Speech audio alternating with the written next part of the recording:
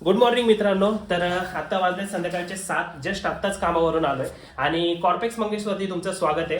तर मी काही पॉईंट लिहून आणले जे म्हणजे तुम्ही इंटरव्ह्यूला कसं गेलं पाहिजे. आता मागच्या व्हिडिओमध्ये मी तुम्हाला सांगितलं की प्रेझेंट कसं राहायचं, बट तरी पण ह्या चुका लोक करतात आणि ह्या ट्रिक्स आहेत मी ज्या लिहून आणल्यात, ज्या मी गोष्टी तुम्हाला सांगतो की इंटरव्ह्यूला जाताना कोणत्या गोष्टीची काळजी घेतली पाहिजे जेणेकरून इंटरव्ह्यूला म्हणजे सिलेक्ट व्हायचे चान्सेस थोडे वाढू शकतात. असं नाही सिलेक्ट व्हाल तुम्ही, सिलेक्ट तुमच्या मनावर आहे, ठीक आहे, तुम्ही जेवढं इंटरव्ह्यू चांगलं द्याल. बट ह्या काय काय गोष्टी आहेत, ह्या ट्रिक्स आहेत, ठीक आहे. तर सगळ्यात पहिल्यांदा कॉन्फिडन्स. तर आता कॉन्फिडन्स कधी असतो माहितीये का, आता जरा तुम्ही जो तुमचा ड्रेसिंग सेन्स असतो. आता कॉन्फिडन्स म्हणजे समजा आता तुम्ही इंटरव्ह्यूला गेला, बाकीच्या सगळ्यांनी फॉर्मल घातल्यात आणि तुम्ही जीन्सची पॅन्ट स्पोर्टचे शूज जर असं जर गेलं ना तिथं, तर ज्यावेळेस आपण त्या इंटरव्ह्यूच्या लाईनीत असतो त्यावेळेसच तुमचा कॉन्फिडन्स जातो. कारण बाकीच्यांचा जो ड्रेसिंग सेन्स आहे, म्हणजे समजा एखादा माणूस जर पहिला आला तुमच्याकडे चालत, तुम्ही जर इंटरव्ह्यू घेताय आणि जर तो तुम्हाला दिसतं जीन्स पॅन्ट घालून आलाय, तर तुमचं तिथे थोडंसं निगेटिव्ह होतं की अरे यार इंटरव्ह्यूला येताना जीन्स पॅन्ट घालून आलाय. तर इंटरव्ह्यूला जाताना ना सगळ्यात महत्त्वाचा असतो कॉन्फिडन्स. कॉन्फिडन्स दोन गोष्टीवरून येतो. सगळ्यात पहिल्यांदा तर तुमचा प्रेझेन्स, म्हणजे तुम्ही शर्ट कसं घातलंय, पॅन्ट कशी घातली, शूज कसं एकदम अप टू डेट आहे का, ठीक आहे. फॉर्मल घालायचंच आहे तुम्हाला, नाहीतर शर्ट फॉर्मल, पॅन्ट जीन्स असे करायचं नाही. असं मी केलेलं आहे 2021ला, बट त्यावेळेस काय माहित नव्हतं. बट ठीक आहे, असं करायचं नाही. कॉन्फिडन्स पाहिलं एक तर तिथे येतो. दुसरी गोष्ट, ज्या कंपनीत तुम्ही जाताय ना, आता तुम्हाला टेक्निकल नॉलेज जरी नसेल ना, तरी सगळ्यात महत्वाचं इंग्लिश कम्युनिकेशन. म्हणजे समोरच्याला बरोबर बोलताना दोन क्वेश्चन कॉमन असतात. आता तो दुसरा पॉईंट आहे आपला, कॉमन क्वेश्चन. दुसरा पॉईंट, ठीक आहे. कॉन्फिडन्स पहिली गोष्ट कशावरून येते, ड्रेसिंग सेन्स. फॉर्मल घालायचं, इन शर्ट करायचं. कधी पण आपण फॉर्मल जरी घातलं तरी कधी कधी काय करतो आपण, शर्ट इन करत नाही, तर शर्ट इन करायचं आणि बेल्ट लावायचं, ठीक आहे. ह्या गोष्टी तुम्ही फॉलो करायच्या आणि हे असं करायचं नाही, ठीक आहे. आता मी आता घरी आलोय त्यामुळे केलंय, फुल शर्ट घालायचा, म्हणजे दुमडायचं नाही जास्त, ठीक आहे. दुसरी गोष्ट म्हणजे कॉन्फिडन्स यायचा. अजून एक म्हणजे मेन गोष्ट ती म्हणजे कॉमन क्वेश्चन जे असतात ना, म्हणजे for example tail me about your self. हा प्रश्न आहे ना, म्हणजे आतापर्यंत कितीतरी वेळा विचारला गेला. म्हणजे प्रत्येक कंपनीत तुम्ही ज्यावेळेस पहिलं पाऊल आत टाकता, तुम्ही खुर्चीवर बसल्यानंतर पहिला प्रश्न tail me about your self. आता ते विचारता काय करतात, आता जे माझ्या बरोबर जे एचआर आहेत, माझ्या बाजूलाच एचआर बसतात, ठीक आहे, आमच्या आत्ताच्या कंपनीमध्ये. तर tell me about yourself विचारायच्या आधी ते काय करतात, तुमचा रिझ्युमे वाचत बसतात. Tell me about yourself ऐकतात का नाही तेवढं मला माहित नाही, बट तुमचा रिझ्युमे वाचतात, ठीक आहे. Tail me about your self तुम्ही सांगेपर्यंत. त्यामुळं tail me about your self ज्यावेळेस तुम्ही सांगता ना, त्यावेळेस काय करायचं, तुमच्या थोडीशी माहिती सांगायची. तुम्ही कुठून आहे, 10वी 12वी 15वी केली, तुमच्या घरचे काय करतात, ठीक आहे. त्यानंतर डायरेक्ट शिफ्ट कुठं करायचं माहितीये का, एक तर तुम्ही फ्रेशर असाल ना, तर तुम्ही प्रोजेक्ट कोणता केलाय त्याविषयी सांगायचं, किंवा तुम्ही एक्सपिरियन्स जर असाल ना, तर तुम्ही आधीच्या कंपनीत काय काम करायचं ते एक्सप्लेन करायचं. जेणेकरून काय होतं, आता समजा tell me about yourself मी ऐकतो, हा ठीक आहे, आई हे करते, वडील ते करतात, बहीण आहे, त्यानंतर भाऊ आहे, त्यानंतर मी असं करतो, ठीक आहे, इथं राहतो, हे जरा बोरिंग वाटते ना. त्यामुळे डायरेक्ट काय करायचं, इथं राहतो, आई वडील असे आहेत, आई हाऊसवाईफ आहे, वडील काम करतात. त्यानंतर डायरेक्ट शिफ्ट कुठं करायचं की मी त्यानंतर जॉब केला तिथं मी असं काम केलं. ते ज्यावेळेस ऐकतो ना तो, त्यावेळेस त्यांचं रिफ्लेक्शन होतं की हा चला ह्या काहीतरी सांगतो, ऐकू. नाही तर tell me about your self ते बोरिंग सांगत बसू नका, तेवढं करायचं नाही. काय करायचं, पहिलं तर ड्रेसिंग सेन्स चांगला.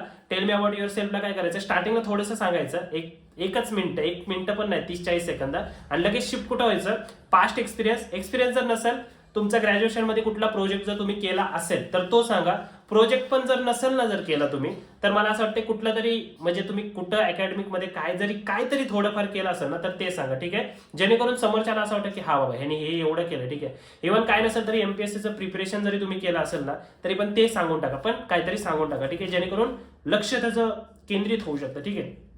तिसरा सगळ्यात महत्वाचा प्रश्न आहे, म्हणजे ट्रिक आहे, फिरवता आलं पाहिजे. असं मी लिहिलंय याच्यात. फिरवता आलं पाहिजे म्हणजे कसं असतं, समजा समोरच्याने तुमच्या, म्हणजे समजा 2021ला, म्हणजे 2026 चालू आहे आता, 2026ला तुम्ही इंटरव्ह्यूला गेला, तुम्ही लास्टचा जॉब कधी केलाय, 2023ला, 3 वर्षामध्ये गॅप आहे.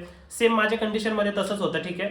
तर आता ज्यावेळेस असं असेल ना, त्यावेळेस काय करायचं, तुम्हाला समोरच्याला फिरवता आलं पाहिजे. म्हणजे समोरच्याला की तुम्ही आता फॉर एक्झाम्पल 2023ला जॉब का सोडला, हा प्रश्न तुम्हाला 100% विचारणार असतो.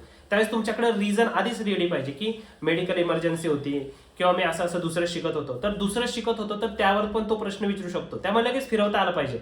की समजा एखाद्या ठिकाणी तुम्ही जाऊन अडकला, मेडिकल इमर्जन्सी होती, मग ते बोलेल की मग संपल्यानंतर का नाही आला, तर मी त्यांची काळजी घेत होतो. मग त्यानंतर म्हणजे जर तुम्हाला खोटं बोलायचं असेल तर तुम्हाला एकदम रेटून बोलावं लागेल, किंवा जास्त जर खरं बोलायचं असेल तर त्याचे सगळे प्रूफ तुमच्याकडे पाहिजे. त्यामुळे फिरवता आला पाहिजे इंटरव्ह्यूमध्ये.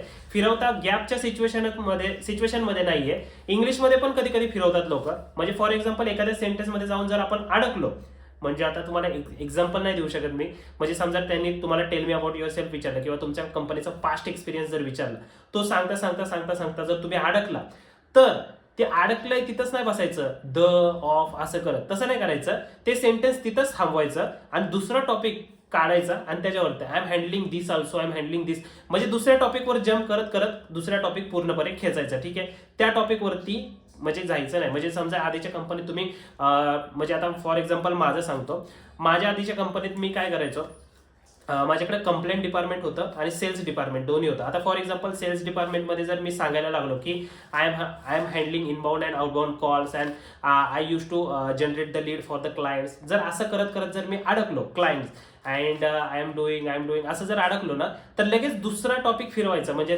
I am also use to handle the complaint department, in complaint department I use to call the customer and raise the complaint to the portal, असं लगेच दुसऱ्या टॉपिकवर जाऊन ते दुसरं सांगायचं. म्हणजे पहिल्या ह्याच्यात त्याचं लक्ष राहिलं नाही पाहिजे इंग्लिशमध्ये अडकल्यावर. असे बरेच पॉईंट आहेत जिथं आपल्याला फिरवता येतं. फॉर एक्झाम्पल हा गॅपचं जसं सांगितलं की गॅप आहे तर काय आहे, तर मग त्यावेळेस तुम्ही काय केलं हे पण तुम्हाला फिरवता आलं पाहिजे. आता अजून एक गोष्ट म्हणजे ही सगळ्यात डेंजर आणि सगळ्यात महत्वाची ट्रिक आहे. ठीक आहे, हा चौथा पॉईंट आहे. ठीक आहे, त्याच्या आधी मी लास्टचा पॉईंट घेतो, इंग्लिशवर पूर्ण इंटरव्ह्यू फिरवू शकतो. तर आता हे असं लिहिलेलं आहे मी, इंग्लिशवर पूर्ण इंटरव्ह्यू फिरवू शकतो. म्हणजे कसं होतं, तुमचं इंग्लिश कम्युनिकेशन जर चांगलं असेल तर तुम्ही अख्खा इंटरव्ह्यू काढू शकता. फॉर एक्झाम्पल आत्ताच्या माझ्या लेटेस्ट कंपनीमध्ये जे माझा इंटरव्ह्यू झाला, ज्याच्यामध्ये पहिला एक्सेलचा राऊंड झाला होता. एक्सेलमध्ये मला काही माहित नव्हतं, बेसिक एक्सेल माहित होतं, बेसिक एक्सेल नव्हतं, ऍडव्हान्स एक्सेलचा राऊंड होता. ऍडव्हान्स एक्सेलचा राऊंड मी फेल झालो होतो, बट नंतरचे तिन्ही राऊंड मी क्लिअर झालो आणि त्यानंतर प्लेसमेंट झाली. बट बाकीचे जे 3 राऊंड क्लिअर झालो ते फक्त इंग्लिश कम्युनिकेशनच्या स्किलवरतीच क्लिअर झालोय. म्हणजे तुम्हाला आता वाटत असेल बोलताना सातारी भाषा येत असेल, बट ज्यावेळेस इंग्लिश कम्युनिकेशन येतं ना, त्यावेळेस एखादा स्ट्रेंजर असेल तर मी पटपट बोलू शकतो. ठीक आहे, म्हणजे आधीपासून तेवढी स्किल एक आहे. बट जर इंग्लिश कम्युनिकेशन स्किलमध्ये जर तुमचा गॅप असेल थोडाफार, तर तुम्हाला मग त्याचा अल्टरनेटिव्ह शोधावं लागेल. कारण मराठी हिंदीमध्ये इंटरव्ह्यू होत नाहीत आजकाल, आणि ते एकदम छोटी कंपनी असेल तर होऊ शकतं हिंदीमध्ये मराठीमध्ये, नाहीतर इंटरव्ह्यू इंग्लिशमध्येच होतो आणि इंग्लिशमध्ये तुम्ही कम्फर्टेबल पाहिजे. त्यासाठी तुम्ही एक गोष्टीचा वापर करू शकता, ते म्हणजे चॅट जीपीटी किंवा परप्लेक्सिटी किंवा अजून गुगल जेमिनाय. याला काय करायचं, तो जो बॉट आहे ना त्याला इंग्लिशमध्ये प्रश्न विचारायचे, त्याला म्हणायचं माझा इंटरव्ह्यू घे बाबा इंग्लिशमध्ये, तर तो घेतो, ते बॉट असतो ऑटोमॅटिक घेतो. किंवा रोज इंग्लिश बोलायची प्रॅक्टिस करा. आता हे तर सांगायची गरज नाही, ग्रॅज्युएशन झालं म्हणलं येत असणार तुम्हाला. त्यानंतर जी ट्रिक होती मी सांगणार होतो ते म्हणजे एंडला क्वेश्चन विचारणं किंवा एक्सपिरियन्स विचारायचा समोरच्याला. म्हणजे फॉर एक्झाम्पल आता मी तुमचा इंटरव्ह्यू घेतोय, तर काय करायचं, इंटरव्ह्यू समजा संपत आलाय, आता तुम्हाला माहिती आहे इंटरव्ह्यू संपलाय, ठीक आहे, काय चांगला गेला नाही किंवा लय भारी इंटरव्ह्यू गेला, तरी समोरच्याला विचारायचं what is your experience in this organization, असं विचारायचं. म्हणजे समोरच्याला काय वाटतं की बाबा हा आपल्याला विचारतोय माझा एक्सपिरियन्स काय, मग समोरचा बडबडत बसतो. मग ज्यावेळेस इंटरव्ह्यू संपतो ना, त्याला तेवढी गोष्ट लक्षात राहते बाकीच्या कॅन्डिडेट पासून की ह्यानी मला माझा एक्सपिरियन्स विचारला होता, किंवा एकच तारीफ करून टाकायची समोरच्याची. म्हणजे मी तुम्हाला ते सांगले, एक्सपिरियन्स विचारला समोरच्याला किंवा एंडला क्वेश्चन विचारायचा. म्हणजे इंटरव्ह्यू संपला की त्याला विचारायचं की what is your job role in this organization, म्हणजे तुमचा जॉब रोल काय आहे, what is your experience in this organization, म्हणजे तुमचा या ऑर्गनायझेशन मधला एक्सपिरियन्स किती वर्षाचा आहे. हे प्रश्न जर विचारले ना की तो मग तो बरोबर सांगतो की मी काय करतो, कसं करतो, आणि how you tackle the big deal, म्हणजे तुम्ही असे मोठे मोठे जर काय आले डील तर तुम्ही कसे टॅकल करता, तुम्ही कसे हँडल करता. या गोष्टी ज्यावेळेस आपण विचारतो ना त्यावेळेस समोरच्याला तो इम्पॅक्ट राहतो डोक्यात की हा ह्याने आपल्याला प्रश्न विचारला. त्यामुळे या गोष्टी लक्षात ठेवा. सगळ्यात पहिला म्हणजे इंटरव्ह्यूला एक तर कॉन्फिडन्स असला पाहिजे, शर्ट आणि पॅन्ट घालून जा फॉर्मल, आणि शूज पण फॉर्मल, नाही तर सगळं फॉर्मल घातले आणि शूज स्पोर्ट्सचे घातल्यात नायकीचे, तसलं नाही. Shoes formal, shirt pant formal, हाताची स्लीव्ज नाही करायची, पूर्ण पाहिजे, ठीक आहे. त्यानंतर बटन वगैरे लावून, बेल्ट वगैरे लावून, ठीक आहे. त्यानंतर कॉमनचे क्वेश्चन असतात, tell me about yourself, tell me about your family background, त्यानंतर tell me about your past experience, tell me about your project. हे प्रश्न रट्टा मारून जायचे, कारण ते तिथं पटपट सांगितलं तुमचा कॉन्फिडन्स तिथं बिल्ड होता अजून, ठीक आहे. हे दोन मेन पार्ट होते. त्यानंतर फिरवता आलं पाहिजे, म्हणजे एखाद्या क्वेश्चनवरती अडकला तर त्याला लगेच रिवर्ट करून म्हणजे दुसरीकडे जम्प मारता आली पाहिजे. त्यानंतर एंडला क्वेश्चन विचारायचं किंवा समोरच्याला एक्सपिरियन्स विचारायचा आपल्याला, ठीक आहे, ते तर येतं. आणि लास्टचं म्हणजे इंग्लिशवर फोकस करायचं तुम्हाला. बाकी या सगळ्या ट्रिक जर तुम्ही फॉलो केल्या, यातली सगळ्यात मेन इम्पॉर्टंट ट्रिक आहे समोरच्याला क्वेश्चन विचारायचा, ठीक आहे. आता पुढच्या व्हिडिओमध्ये मी तुम्हाला सांगतो की नोकरीवरती कशा प्रकारे प्रोफाईल अपलोड करायची जेणेकरून तुमचा कॉल यायचा प्रॉब्लेम सॉल्व्ह होईल. म्हणजे तुम्हाला कॉल येतील ऍटलिस्ट 2-3 तरी कॉल येतील, ठीक आहे, 2-3 दिवसातून, ठीक आहे. रोज एखादा कॉल आला तरी तुम्ही इंटरव्ह्यू देऊ शकता, ठीक आहे. तर या गोष्टी बघूया. आताशी मी कामावरून आलोय, आता भेटूया आपण उद्याच्या व्हिडिओमध्ये. उद्या आपण काहीतरी नवीन मी तुम्हाला सांगतो जेणेकरून तुमचा इंटरव्ह्यूचा प्रॉब्लेम सॉल्व्ह होईल, ठीक आहे. भेटू पुढच्या व्हिडिओमध्ये. धन्यवाद.